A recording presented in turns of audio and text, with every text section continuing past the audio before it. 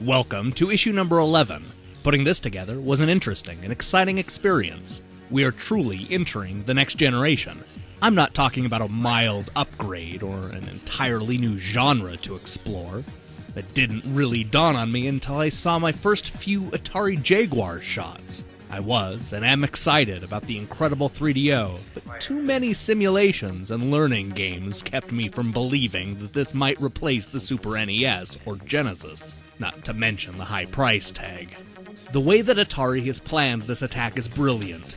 No one ever really knew what was up, and now, all of a sudden, here it is. Just around the corner is a 64-bit system, with ready games and an unbelievable price. You aren't going to see any of the learning games or point-and clicks either.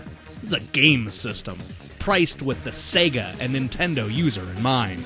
Many third-party companies may say that Atari has burned too many bridges, but let's face it, folks, the bottom line in this business is money, and if the Jaguar can sell as good as we think it will, many third parties will develop titles, I guarantee it. No executive is going to say, I know I could have a ton of money, but I'm still mad at those guys. Remember, we're in a totally different industry than we were when the Lynx came out. Nintendo no longer pulls the strings. Cross-licensing is the norm, and with several formats present on the market, developers have more freedom than ever before. I think the Jaguar will get good support. Just look at the games in this issue, and you be the judge. All I know is that as a hardcore gamer, judging from what I've seen, Nintendo and Sega better start worrying, along with everybody else. America is about to make a comeback. Of course, Sega has the Saturn 32-bit system ready to go, which will undoubtedly be a huge success. But it won't be available until mid to late 1994. Nintendo is introducing a 64-bit monster in late 1995, and 3DO should be out by the time you read this. And let's not forget about Hudson's 32-bit Iron Man, and the supposed SNK CD-ROM is rumored to be out in Japan by May 94. Things are getting very exciting. But did Atari get the jump on everybody else or what? Change can sometimes be scary, especially if you just bought a system that you thought was state-of-the-art. But the entrance of 32 and 64-bit technology is not going to make our 16-bit systems obsolete.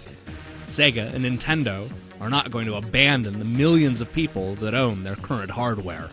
They will simply grow into more divisions, with several teams working on multiple formats, much like Sega's Multimedia Studio, which was created solely for CD-ROM development. Also, keep in mind that great graphics don't necessarily make great games.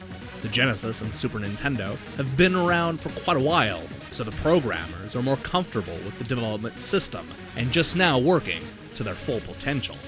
I'm sure that the best Super NES and Genesis games have yet to be made. 16-bit is and will remain alive and well. Let's face it, this is no longer a hobby where one system is going to set the standard or be the best. Many systems will be introduced and supported, each at their own price point, and with its own target audience in mind. It'll be up to you which ones to buy. All I know is the choices we have are getting better and better. And to all the kids out there who are wondering what to do for a career, we're going to need more programmers.